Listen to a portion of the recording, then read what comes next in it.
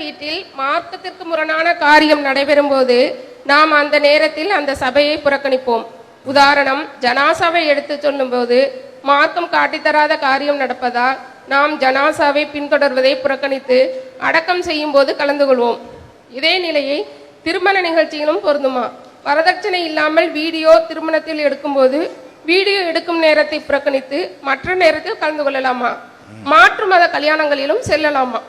திருமணம் போன்ற நிகழ்ச்சிகளில் மார்க்கத்துக்கு விரோதமான காரியம் நடந்தால் அந்த காரியம் நடக்கும்போது மாத்திரம் ஒதுங்கி கொண்டு மற்றதுல எல்லாம் கலந்து கொள்ளலாமா அப்படின்னு கேட்குறாங்க.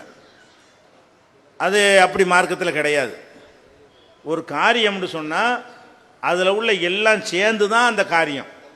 இப்போ கல்யாணம் பண்ணுறாங்கன்னு கேட்டால் வரதட்சணை வாங்குவது, மகர் கொடுக்காம இருக்கிறது, அதுக்கப்புறம் ஆடம்பரம் அனைத்தும் சேர்ந்து தான் அந்த கல்யாணத்தை செய்கிறாங்க.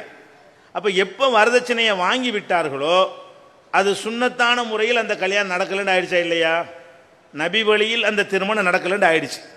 நபி வழியில் நடக்கலன்னு ஆன பிறகு நம்ம என்ன செய்யறதில்ல, வரதட்சணையில் மட்டும் நான் ஒதுங்கிட்டேன், கல்யாணத்தில் கலந்துக்கிட்டீங்கன்னு சொன்னால் அந்த கல்யாணம் வரதட்சணையுடைய கல்யாணமா இல்லையா?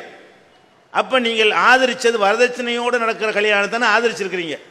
அப்போ நீங்கள் வரதட்சணையோடு உள்ள கல்யாணத்தை ஆதரிச்சிங்கன்னா பாவத்துக்கு துணை செஞ்சால் தான் ஆகும்.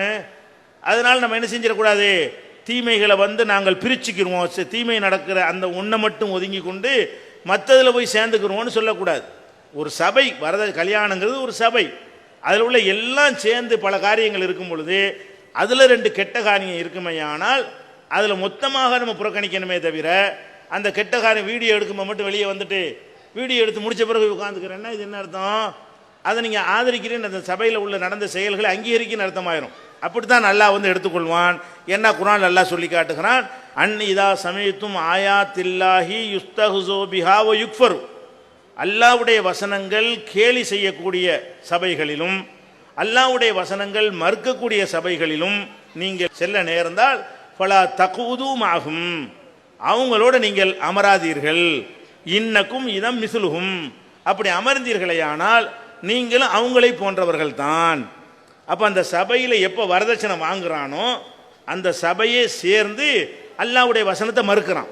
அல்லாஹ்வுடைய வசனம் என்ன? பெண்களுக்கு நீங்கள் மகர் கொடுங்கள்ங்கிறது அல்லாஹ்வுடைய வசனம். வாத்து நிசா சதுகாத்திகின்ன நிகழா, பெண்களுக்கு நீங்கள் மகர் கொடுக்கணும்னு அல்லாஹ் சொல்கிறான். வரதட்சணை பெண்கிட்ட ஆம்பளை வாங்குறான். அப்போ இது குர்ஆனுக்கு எதிரான ஒரு போக்கு தானே. அல்லாஹ்வுடைய வசனத்தை, குர்ஆன் வசனத்தை தானே மறுக்கிறான். அப்போ குர்ஆனுக்கு எதிராக வரதட்சணையை வாங்குறான்னு சொன்னால் அந்த சபையில் நீங்கள் உட்கார்ந்தீங்கன்னு வைங்க, மொத்தத்திலையும் உங்களை அல்லாஹ் அங்கே சேர்த்துருவான், நீனும் வரதட்சணை வாங்கின ஆள் தான் அப்படின்னு தான் எடுத்துக்கொள்வான். அதனால பிரிச்சுலாம் என்ன செய்ய முடியாது. ஒரு பல காரியம் நான் என்ன கேட்குறேன்னு கேட்டால், சிலதை பிரிக்க இயலும். ஒரு பால் இருக்கிறது, அந்த பாலில் என்ன செய்கிறான், சீனியெல்லாம் போட்டு கலக்கி அதோடு சேர்த்து கொஞ்சம் விஷத்தையும் ஊற்றி தர்றான், குடிப்பீங்களா நீங்கள்? அது பால் அதில் இருந்தாலும் சீனி இருந்தாலும் அதை பிரித்து உங்களுக்கு எடுக்க இயல, எல்லாம் கலந்து தான் உங்கள்கிட்ட வருது. அதே மாதிரி தான் இதில் எல்லாம் சேர்ந்து தான் திருமணம்.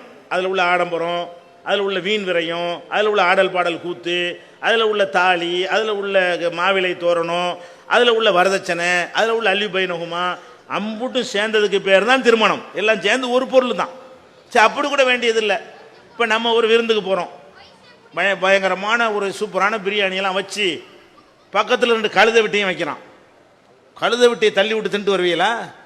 அது கழுதை விட்டு தானே. ஏன்டா இது பக்கத்தில் வச்சோன்னு உங்களுக்கு வெறுப்பு வந்துருமா இல்லையா? சோறை தனியாக வச்சுட்டு பக்கத்தில் 2 விட்டையை வச்சா என்ன செய்வீங்க? யாராவது சாப்பிடுவீங்களா? சாப்பிட மாட்டோம். கேள்வி பண்ண அல்லாஹ்வை ஏமாத்திரேன்னு கேட்பமா இல்லையா? அது மாதிரி தான் இது. அப்போ நீங்கள் அதை மட்டும் ஒதுக்கிட்டு சாப்பிட நேரம் ஒத்துக்குருவானா?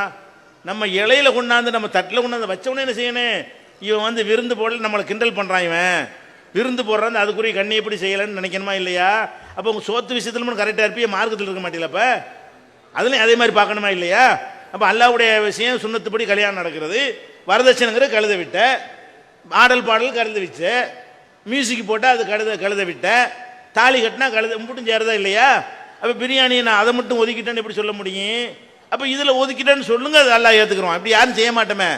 நம்ம சாப்பாட்டோடு சேர்த்து மலத்தையும் சேர்த்து வச்சா நம்ம என்ன செய்ய மாட்டோம், சாப்பாட்டை மட்டும் பிரித்து தின்ட்டு வர மாட்டோமே. சாப்பாட்டில் ஒரு கரப்பான் கடந்தா தூக்கி அம்புட்டு தள்ளி விட்டு வர்றீங்க, கரப்பானை தூக்கி போட்டு தின்ட்டு வந்திருக்கிறீங்களா நீங்கள்? நம்ம அதுலெல்லாம் கரெக்டாக இருக்கிற மாதிரி மார்க்கத்தில் இருக்கணுமா இல்லையா? அல்லாவை ஏமாற்றக்கூடாது. அல்லாவுக்கு இதெல்லாம் பார்ப்பான். இதெல்லாம் இவன் வந்து ஆள் வந்து திங்கிறதுக்காக வளைக்கிறான், மார்க்கத்தை சாப்பாட்டுக்காக வளைகிறான் அல்லாவுக்கு தெரியும். நீங்கள் உலகத்துக்கு என்ன மாதிரி ஒரு பதிலை சொல்லிக் கொள்ளலாம்.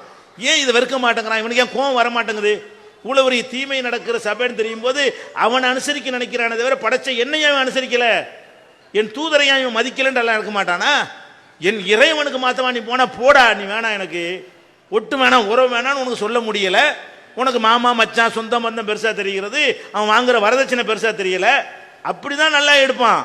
அப்ப அல்லாஹ்வுடைய விஷயத்துல இந்த மாதிரியான போக்குகள் நமக்கு என்ன செய்யக்கூடாது, வரக்கூடாது. முழுசா புறக்கணிச்சுன்னு வந்துருங்க, அவ்வளவுதான்.